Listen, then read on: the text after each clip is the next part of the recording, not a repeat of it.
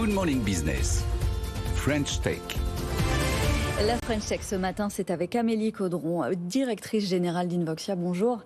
Merci d'être avec nous. Vous avez déjà une équipe sur place, direction le CES de Las Vegas, avec une innovation. Ça fait partie de votre ADN, ces innovations. Un collier biométrique intelligent. La promesse, c'est révolutionner la santé et la sécurité des chiens, c'est ça ? Voilà, c'est ça. Donc on a annoncé cette nuit à Las Vegas le premier collier biométrique pour chiens avec suivi de la santé cardiaque et respiratoire et qui a été doublement primé au CES. Donc concrètement, l'idée, c'était de réinventer le collier pour chien. En fait, c'est l'équivalent, vous allez nous le dire en détail, mais c'est l'équivalent d'un bracelet connecté que nous, on porterait, adapté à l'animal ? Voilà, sachant qu'il y a des contraintes assez spécifiques liées à l'animal, notamment à la fourrure.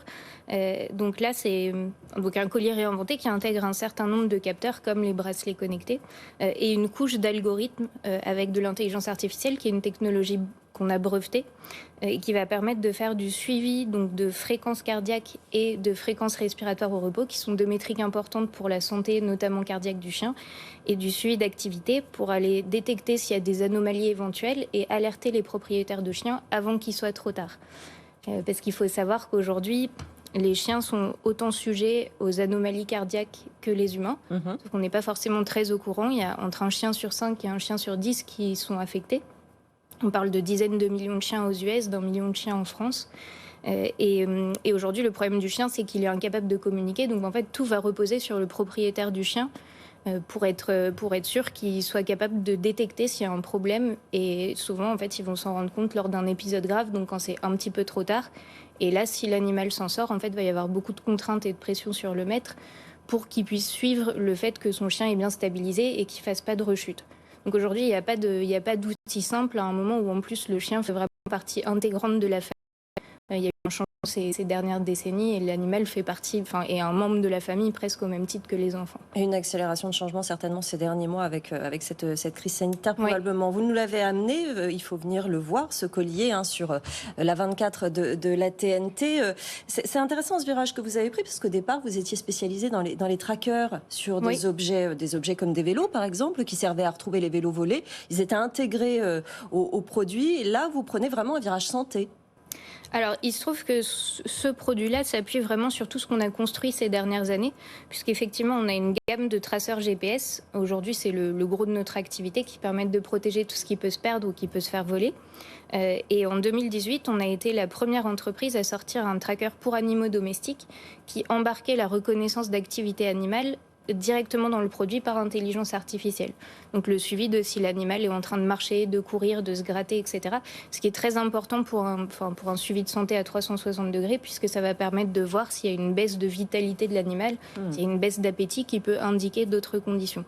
Et donc, on s'est appuyé à la fois sur cette partie tracking GPS qu'on retrouve dans le collier, puisqu'aujourd'hui, c'est une fonctionnalité qui va être très demandée par les propriétaires d'animaux, mais également sur les dizaines de millions de journées d'activité du chien qu'on a récoltées depuis 2018 et qu'on a pu analyser pour l'intégrer dans toute cette partie santé, quoi. On dépense sans compter, a priori, désormais pour les animaux domestiques. Ça veut dire un marché colossal pour vous. Vous espérez le développer selon quel calendrier et en vendre combien à terme ? Alors l'idée, c'est de sortir le produit à l'été 2022. Et effectivement, on se retrouve sur un marché de la pet tech qui est en plein essor et de la santé animale aussi qui est en plein essor, puisque justement, il y a cette explosion des adoptions de chiens et de plus en plus de demandes pour des objets qui vont faciliter la vie du maître et les rassurer sur le bien-être de leur animal. On est une entreprise qui a été fondée par Eric Carrel, l'entrepreneur en série qui est à l'origine de Weezings, qui est à l'origine de Sculteo dans l'impression 3D et de Zouf dans les mobilités partagées. Et je pense qu'il y a une philosophie commune à toutes ces entreprises, c'est le fait de déployer des objets qui contiennent des capteurs à grande échelle pour aller récolter de la donnée et construire du service à valeur ajoutée pour les utilisateurs sur la base de ces données. Et donc là, ce qui est très intéressant, c'est en fait la fonctionnalité santé, donc le suivi de fréquence respiratoire au repos notamment, qui est une des métriques les plus importantes pour s'assurer de la santé cardiaque du chien et qui peut indiquer en fait que le chien s'apprête à faire un épisode grave d'insuffisance cardiaque. Aujourd'hui, il y a très très peu d'études à grande échelle qui ont été faites sur le chien, puisqu'en fait, pour mesurer ces métriques sur des chiens, il faut le raser, coller des électrodes, mettre un harnais, etc. Et l'animal va se retrouver saucissonné. On ne peut pas vérifier ce qui se passe s'il fait de l'effort, etc. Et donc, c'est une innovation que vous présentez au CES de Las Vegas. On sait que ce sont des années particulières. L'année dernière, ça a été compliqué. Cette année, beaucoup de gros groupes ont renoncé à y aller. Est-ce que vous, ça fait sens, comme on dit, d'y être présent encore ? Alors nous, on s'est posé la question, on a suivi évidemment jusqu'au dernier moment pour voir ce qui se passait. C'est quand même une occasion assez unique de communiquer sur tout ce qui est innovation technologique. Et effectivement, on sort d'une année compliquée, mais pour laquelle on s'en est très bien tiré en tant qu'entreprise. On a réussi à faire face à la pénurie de composants, on est rentable pour la 3e année consécutive, on a réussi à atteindre nos objectifs de croissance qu'on s'était fixés au début de l'année.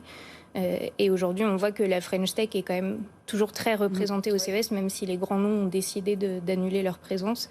Et c'est un événement qui est clé pour nous et qui aligne toute l'entreprise sur cette annonce et la sortie produit quelques mois plus tard. La French Tech doit toujours continuer à innover comme vous le faites. Ils sont où vos sites de production ?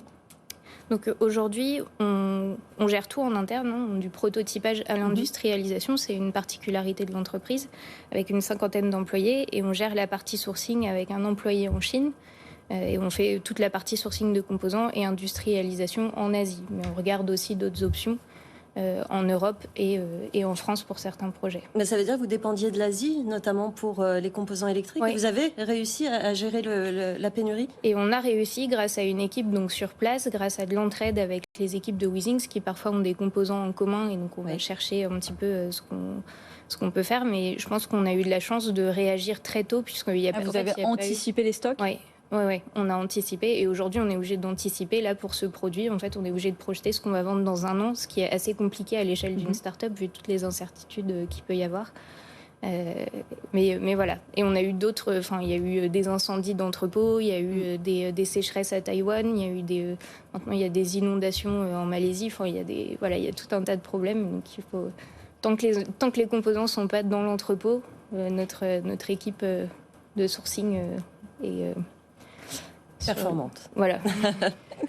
Merci beaucoup Amélie Caudron, PDG d'Invoxia. Bonne chance donc à ce CES de Las Vegas. Vous allez continuer à vous développer un petit peu partout. C'est aussi l'idée pour le reste de vos produits. Vous êtes présent dans plusieurs 15 pays. On commercialise les produits dans 15 pays. Donc cette dimension et le marché américain est évidemment un marché clé, notamment pour la santé animale, puisque c'est un marché avec beaucoup de personnes qui sont prêtes à beaucoup pour protéger leur animal de compagnie.